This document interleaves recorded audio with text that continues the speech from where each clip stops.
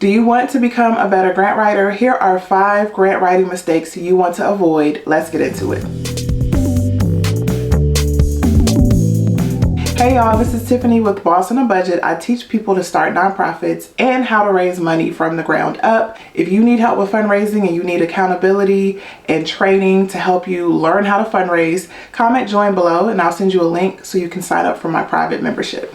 In this video, I'm going to share 5 common grant writing mistakes people make, especially in the beginning of their grant writing journey. And also keep in mind that if you haven't been to my channel yet, I focus on people who are starting their nonprofits. So typically people who find me are founders of new or small nonprofits, or they're volunteering for a small nonprofit and trying to figure out how to navigate this world. So I usually talk from that context. So keep that in mind as I talk about these topics. I want you to watch until the very end because I'm going to share one bottom line thing you just need to know if you're writing a grant proposal.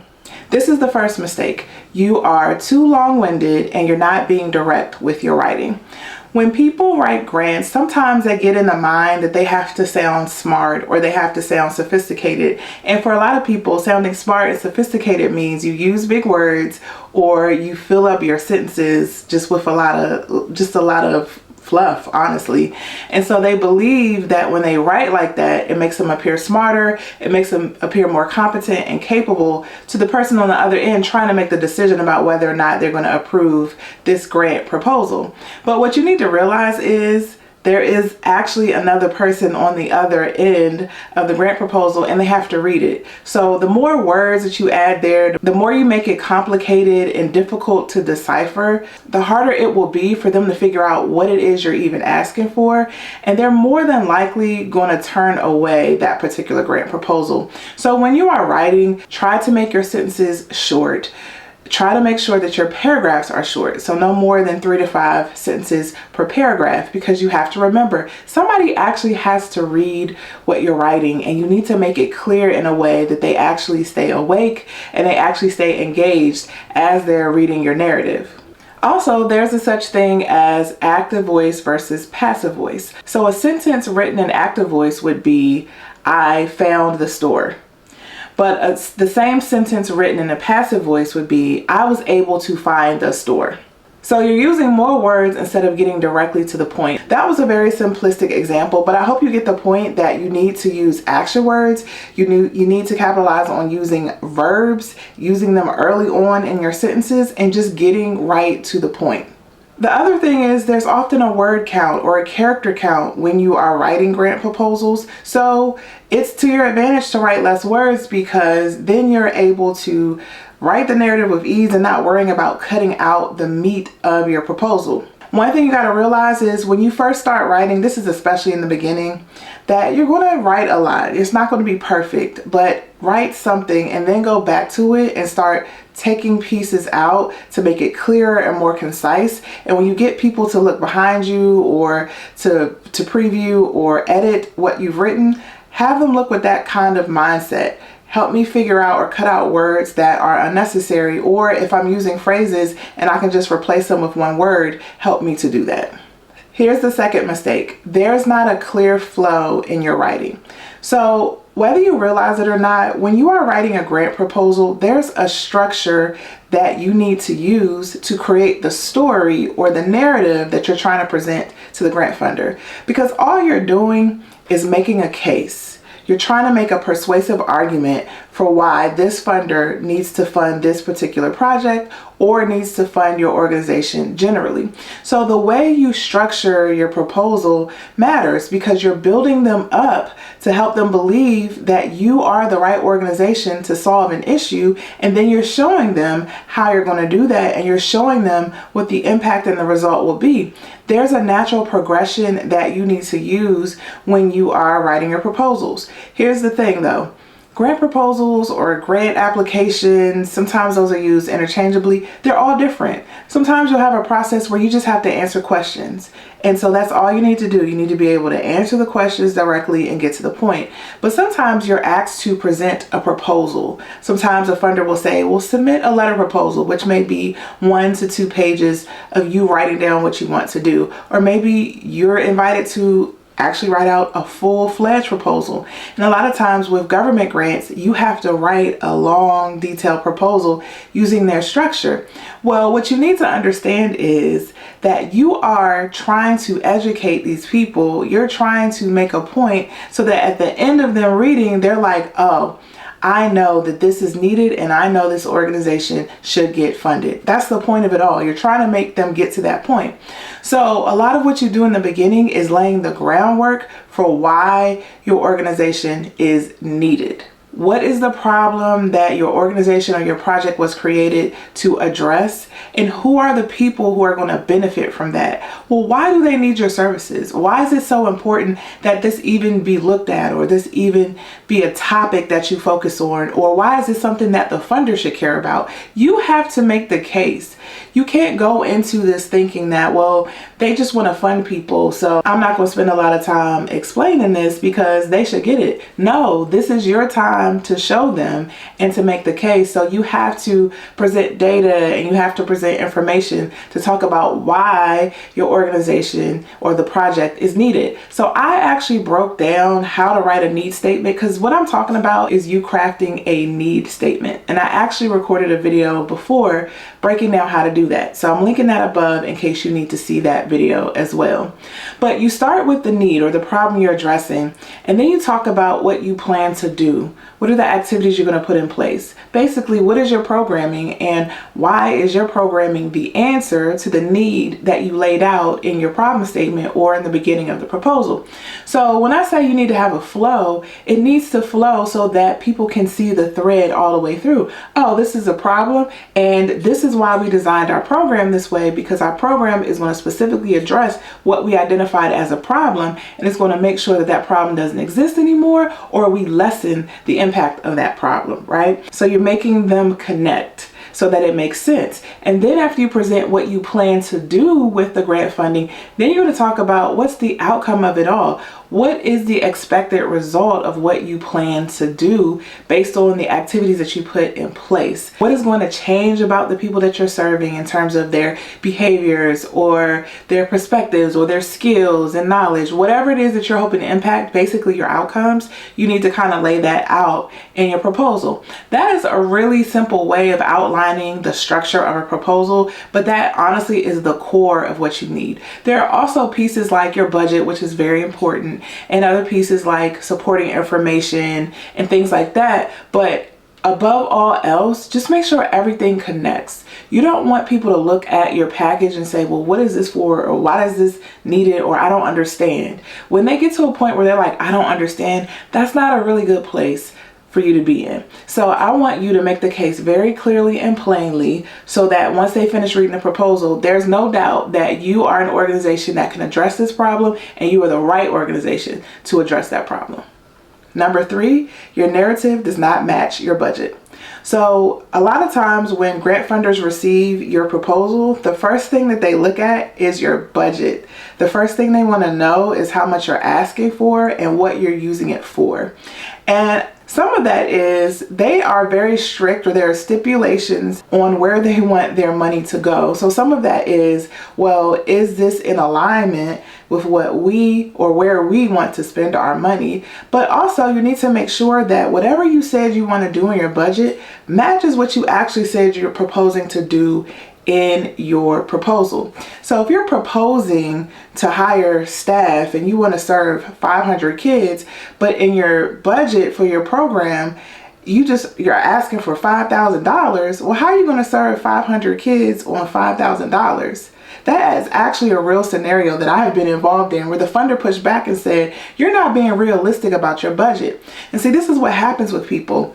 They feel like if they ask for too much, or if they present a full-fledged budget and they feel like it's too much, that the funder is going to push back and say, why are you spending all of that to do this program. But what you really need to do is have a realistic assessment of what it costs to run your program and be honest and be transparent about that. That doesn't mean though that the funder is going to want to fund the entire project. In most circumstances, they don't like to fund the entire project, but they do need to see the entire scope. They need to see the scale of the work that you plan to do so they have some sense of what you're trying to accomplish and what the impact will be.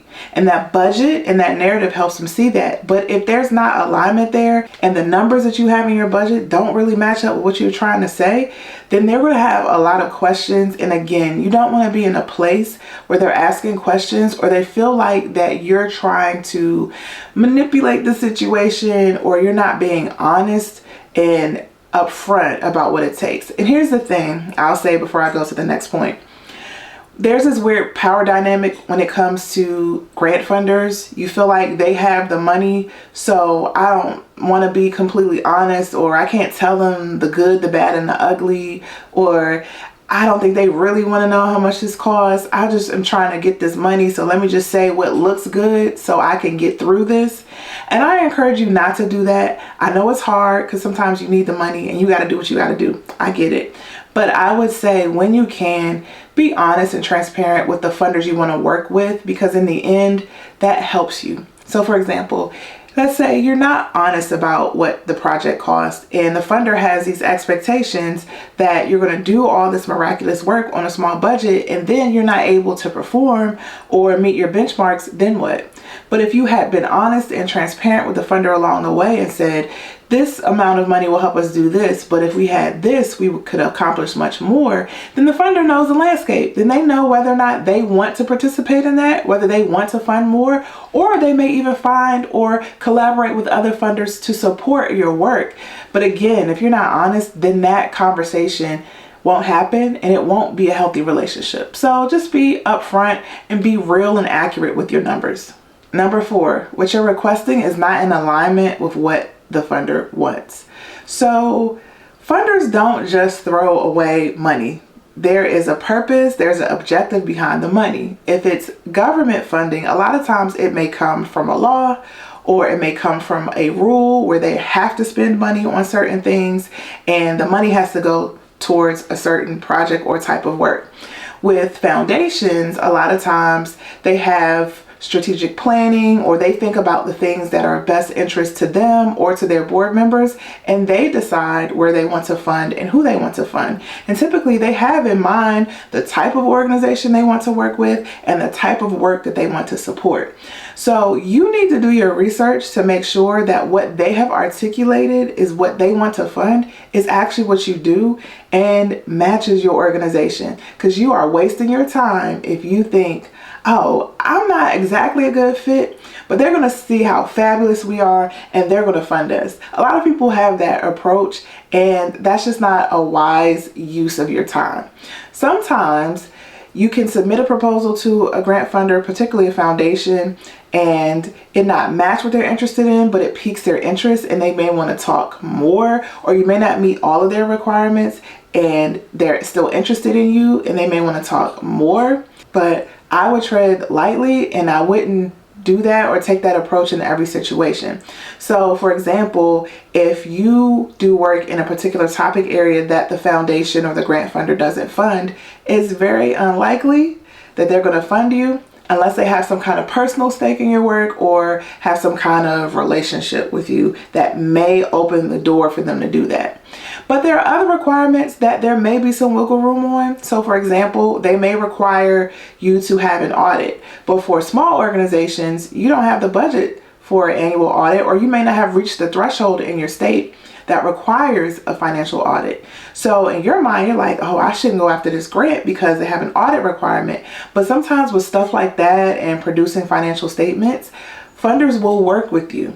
But you have to talk to them. You have to communicate with them. Sometimes they'll allow a financial review instead of a financial audit, but you don't know unless you speak with them. So if you're going to go after a grant, take time to write a proposal, and it's not within the requirements of the grant funder, I just would suggest that if you really feel strongly about it, reach out to them first. See what they are willing to take, see if they are flexible, and then go from there. And for number 5, the mistake that I see is people don't want to back up their claims and their narrative with data. So if you are writing a grant proposal, especially if you are doing a full-fledged proposal, like you're in Microsoft Word or it's a Google Doc and you're building sections of a proposal and you're writing a real grant proposal, then you need to have some data to back up some of the claims that you're making, in particular in 2 sections. The first one is the problem statement or the need statement, and that's the beginning part of the proposal where you're sharing why the project is needed or why your organization is needed and who you serve. Well, you need to provide data on the problem. How prevalent is the problem? How bad is it in your area? How often does it happen? Who does it happen to? What are the characteristics of those people? So we're at a point in 2024 when I'm recording this that people collect data all the time. Even social media collects data and analytics on people's behaviors. So government agencies collect data on their citizens. So in the US, all of the different departments within the US federal government, they all collect data. Your state government collects data. Your local government often collects data. Your local universities collect data and are doing projects. You just need to find the information, and it's not that hard to find. And if you want to start, you can use AI or something like ChatGPT to tell you where you should go or the type of data you need to cite in your grant proposals if you have no idea where to start. But like I said before, a good place to start is, describing how big the problem is, how prevalent is it, who is it happening to, what are the characteristics of those people that it's happening to. But another section that you can put some data is around your project activities or your project or program goals when you're explaining what you're doing and when you're talking about the outcomes of your work. So when you're explaining what you're doing, you can say that research has shown that this works for this population or this works to solve this problem. So we've designed our program to have this in place because of what research says. Or we've done this work for years and we've surveyed our participants and they noted that this works for them and they've seen success in this way. So that's why we designed the program this way. You can also introduce data with presenting outcomes. You can say, well, we've run this program for 3 years and we've been tracking data and outcomes for our participants, and 95 of our participants have reached this particular benchmark, and we want more money to help even more participants help reach this goal. So you can insert data in several places in your proposal and the problem statement and what you plan to do and explaining your program, and also showing your success and showing your own data and your outcomes. But no matter what, make sure you are backing up what you're saying with facts and have citations and do the work and the research to show that your program is needed and why it's needed. So here's the final thing I want to say, given what we've talked about so far. Just know that every grant writing experience that you have with a different grant funder is going to be different. They are not all made the same. What a government grant funder wants from you is going to be completely different than what a family foundation wants from you. The amount of information they want from you, what they're interested in most, may be different. And so it's really on you to research each grant funder to make sure that when you are writing to what they need, to their specifications. And don't make the assumption that every grant proposal is the same and that you have one grant proposal and you just submit the same one to every grant funder. Some people make the mistake of doing that. You can write sometimes what's called a master proposal, where you describe your work in a big proposal and you take pieces out and you customize it towards each grant funder. You can do that, but I highly recommend against having one proposal and you use the same thing over and over again and don't change anything. I highly just recommend you not do that, because every grant funder is different. And so remember, it's your job to research them and to figure out what they want from you. So was this helpful? And if you have other tips that you want to share with people who are watching, make sure you drop them below, because this is a community here with Boss on a Budget. We want to help each other. If you need help with your nonprofit or your startup process, make sure you visit me at bossonabudget.com, and I will see you in the next video.